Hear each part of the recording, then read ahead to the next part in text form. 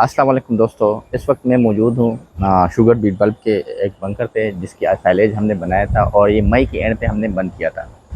Beat bulb का season normally शुरू हो जाता है अप्रैल एंड मई में। उस टाइम पे आप लोग परचेजिंग कर सकते हो वापर मकदार में, और एट सेम टाइम आप लोग उसको डायरेक्ट भी इस्तेमाल कर सकते हो। डायरेक्ट का मतलब ये है, जैसे आपके पास डिलीवरी आ जाती है तो उसको डंप किए बगैर, अगर डेली आपके पास सप्लाई इतनी आ रही है जितनी आपकी रिक्वायरमेंट है, तो आप उसको डायरेक्ट यूटिलाइज़ कर सकते हो।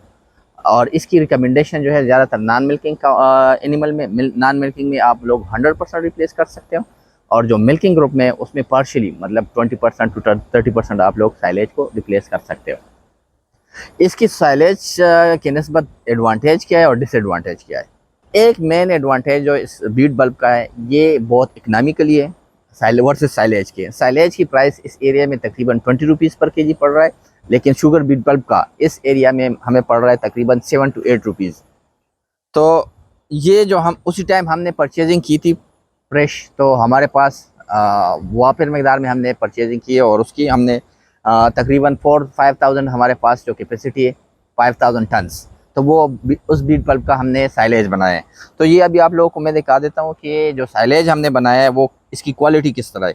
ये देखो, बिल्कुल क्लियर सेम फ्रेश की तरह लग रहा है, और इसमें कोई भी फंगल ग्रोथ नहीं है। नॉर्मली ये होता है कि जब आप लोग स्टोर कर रहे हो तो ऊपर लेयर जो है 3 to 4 इंच वो ख़राब हो जाता है, लेकिन यहाँ पे अभी आप लोगों को मैं दिखा रहा हूँ कि कोई भी फंगल ग्रोथ नहीं है, बिल्कुल सेम उसी तरह है। और इसकी कंडीशन जो है, अगर मैं मेरे इस टाइम पे मेरे पास थर्मामीटर अवेलेबल नहीं, अगर मैं थर्मामीटर से इसका टेम्परेचर चेक करूं तो इसका टेम्परेचर अराउंड अबाउट 22-25 के दरमियान होगा। लेकिन अभी हाथ से जो हम इनकी वो चेकिंग कर रहे हैं, तो नॉर्मली इसका जो टेम्परेचर है वो एम्बियंट टेम्परेचर है, जो अभी इस टाइम पे हमारे पास टेम्परेचर अवेलेबल है। तो बाद औक़ात अगर आपकी कंपेक्शन और स्टोरेज बेहतर नहीं हो तो उसमें फंगल ग्रोथ शुरू हो जाता है, और जो मटेरियल आपने स्टोर किया है उसकी टेम्परेचर बढ़ना शुरू हो जाता है। ये एक इनअप्रोप्रिएट्स जो फर्मेंटेशन की वो एक अलामत है, जिससे इसकी क्वालिटी ख़राब हो जाती है। इसकी जो एडवांटेज जो पहले आप लोगों के साथ मैं डिस्कस किया वो है economic point of view. Economic point of view कि इसका जो वैल्यू है वो कीमत बहुत कम है एज़ कम्पेयर टू साइलेज। दूसरी बात यह है कि इसकी ड्राईमीटर अगर मैं चेक करूँ तो इसकी ड्राईमीटर मेरे पास आ रही है तकरीबन 24%। साइलेज का ड्राईमीटर नॉर्मली हमारे पास आ रहा है 30 to 32%। अगर मैं इसकी कन्वर्जन रेट निकाल लूँ तो 1.25 kg beet pulp 1 kg silage को रिप्लेस करता है। तो इस रिप्लेसमेंट में मैं मिल्किंग ग्रुप में round about 20 to 30% silage replace कर सकता हूँ, जिससे मेरे फार्मूलेशन की कास्ट जो है क्वाइट कम रहेगा। 50 to 60%, इवन 100% मैं रिप्लेस कर सकता हूँ। तो ये एक इकनॉमिकल पॉइंट ऑफ व्यू है जिसपे आप लोग सोच सकते हो कि साइलेज बेहतर है और या बीट बल्ब। तो इकनॉमिकल पॉइंट ऑफ व्यू से हमें देखना चाहिए तो बीट बल्ब हमारे लिए बेहतर पड़ रहा है। सेकंड पॉइंट ऑफ व्यू, ये जो इसकी जो फाइबर है वो हाईली फर्मेंटेबल एंड डाइजेस्टेबल है, तो इससे आपके पास जो बीट में एनर्जी अवेलेबिलिटी होती है वो बहुत ज़्यादा होती है। मिल्किंग ग्रुप में इसलिए हम कह रहे हैं कि 20 to 30% यूटिलाइज करना चाहिए, क्योंकि हमें वहाँ पे इफेक्टिव फाइबर चाहिए। लेकिन अगर इफेक्टिव फाइबर कम हो जाते हैं तो एसिडोसिस की प्रॉब्लम शुरू हो जाते हैं। तो इसको अवॉइड करने के लिए इसकी जो क्वांटिटी है वो मिल्किंग ग्रुप में हम कम रख रहे हैं, और उसके साथ इफेक्टिव फाइबर की सूरत में हम ऐड कर रहे हैं अल्फा अल्फा है या रोड ग्रास है कि जो पे ऑलरेडी चॉप होता है तो वो ऐड करते हैं। तो जाहिर बात है मिल्किंग ग्रुप में ये लिमिटेशन है कि आप ज़्यादा इससे नहीं कर सकते हो, फिर एसिडोसिस प्रॉब्लम शुरू हो जाते हैं और बटर पेट डाउन होना शुरू। जाहिर बात है ये जो पॉइंट अवॉइड करने के लिए 20 to 30% और उसके साथ जो है इफेक्टिव फाइबर की अपने फार्मूलेशन में वो प्रॉपर कैलकुलेशन होना चाहिए बीट बल्ब की, और साथ में बीट बल्ब साइलेज और अल्फा अल्फा है ये इस रेशो में होना चाहिए ताकि आपके पास इफेक्टिव फाइबर सुटेबल रहे।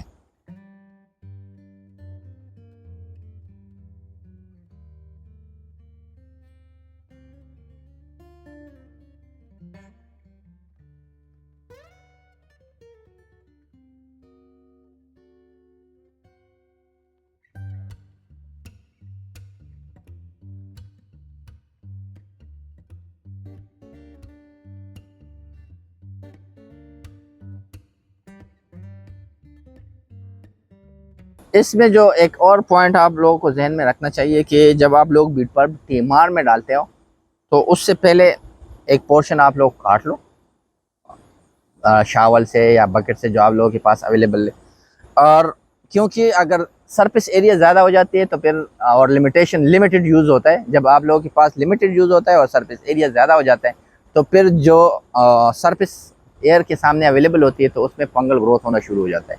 तो इस वजह से आप लोगों की कोशिश होनी चाहिए कि जितना सरफेस आप लोग यूज़ करना चाहते हैं वो ही खोल लें और उससे यूटिलाइजेशन स्टार्ट कर लें। बीट पल्प की एक तो इकोनॉमिकल पॉइंट ऑफ व्यू हो गया, दूसरे हाईली डाइजेस्टिबल और फर्मेंटेबल है। तो इसकी डाइजेस्टिबिलिटी वैल्यू की वजह से बाद लोग इसे कंसिडर करते हैं एज अ कंसनट्रेट, क्योंकि इसमें इफेक्टिव फाइबर नहीं होते। ये इसकी जो फाइबर है ये आप लोग देख सकते हैं, ये इफेक्टिव फाइबर नहीं है। तो यही फाइबर हाई डाइजेस्टिबल होते हैं जो कि नॉन मिल्किंग ग्रुप में हमारे लिए कोई इशू नहीं है। इससे एनर्जी अवेलेबल हो जाता है। जो एनर्जी सोर्स आप लोग यूज़ कर रहे हो नॉन मिल्किंग में, जैसे कि कॉर्न हो गया या व्हीट ब्रान यूज़ कर रहे हो, तो उसकी क्वांटिटी भी कम कर सकते हो जब ये आप लोग इसमें ऐड करोगे।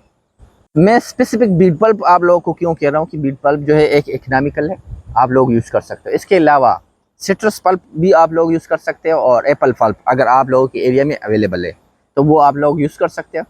उसके इस्तेमाल भी सेम इसी तरह है, उसमें इफेक्टिव फाइबर नहीं होते लेकिन हाई फर्मेंटेबल फाइबर आप लोगों को मिल जाते हैं, हाईली फर्मेंटेबल और डाइजेस्टिबल। तो उससे ये है कि आप लोग नॉन मिल्किंग ग्रुप में कुछ फाइबर पोर्शन अपने क्वांटिटी की कम कर सकते हो, जैसे कि साइलेज हो गया, या आप लोग अगर फ्रेश ग्रीन पाउडर इस्तेमाल कर रहे हो तो उसको भी कम कर सकते हो। एक अहम पॉइंट, इससे जो अहम पॉइंट मैं आप लोगों के साथ डिस्कस कर रहा हूँ, बीट बल्ब की स्टोरेज जो है ये एक चैलेंजिंग पॉइंट है। अगर आप लोग इसकी प्रॉपरली कंपेक्शन नहीं कर सकते हो तो इसकी जो पूरा बंकर है जो आप लोगों ने स्टोर किया है उसमें फंगल ग्रोथ शुरू हो जाता है। इसकी लेयर बाय लेयर कंपेक्शन होनी चाहिए। जब जैसे कि आपके पास डिलीवरी शुरू हो जाती है, मतलब माल आना शुरू हो जाता है, तो आपने ट्रक एक दफ़ा कम्प्लीटली प्लॉट पे बिछा दिया तो उसी टाइम उसकी कंपेक्शन होना चाहिए। जब अगर एक साथ ही डंप कर देते हो तो फिर उसकी प्रॉपर कंपेक्शन नहीं होगी। उसमें अगर डायमीटर 20 से नीचे हो, ट्रैक्टर की स्ट्रकिंग होने के चांसेस ज़्यादा होते हैं, तो उसी टाइम स्ट्रा हमें ऐड करना चाहिए, व्हीट स्ट्रा या मस्टर्ड स्ट्रा, इसके अलावा कोई और भी स्ट्रा हो, ताकि जो जितने भी मॉइस्चर है वो उसमें एब्जॉर्ब हो जाए और कंपेक्शन प्रॉपरली। इसके अलावा जो मेन पॉइंट है कि बंकर आप लोगों ने क्लोज कर दिया तो सबसे पहले एक पॉलीथीन लेयर होना चाहिए और उसके बाद पेनाप्लेक्स और वेट वगैरह डालना चाहिए। Weight in the term of tyres होना चाहिए, या आपके पास और कोई चीज़ अवेलेबल हो, सैंड बैग हो या टायर हो, या इस तरह कोई अलावा छोटे अल्पा या कोई भी है कि बेल अवेलेबल हो तो उसके ऊपर आप लोग रख सकते हो। ये एक और बंकर है जो शुरू में हमने क्लोज किया था। आप लोग देख सकते हो कि सबसे पहले हमने इसके ऊपर पॉलीथीन लेयर लगाया है, उसके बाद पेनाप्लेक्स और ऊपर वेट डाला है। Weight in return of tyres है। जैसे टायर आप लोग रखोगे ना तो ये जो पेनाप्लेक्स या प्लास्टिक है ये ऊपर नहीं उठेगा, तो जो एयर है वो इसमें नहीं रहेगा। मोस्टली एयर टाइटन होना चाहिए। एयर टाइटन होने के लिए आपको रेगुलर वेट डालना चाहिए। रेगुलर वेट जो है इन टर्म ऑफ टायर्स है।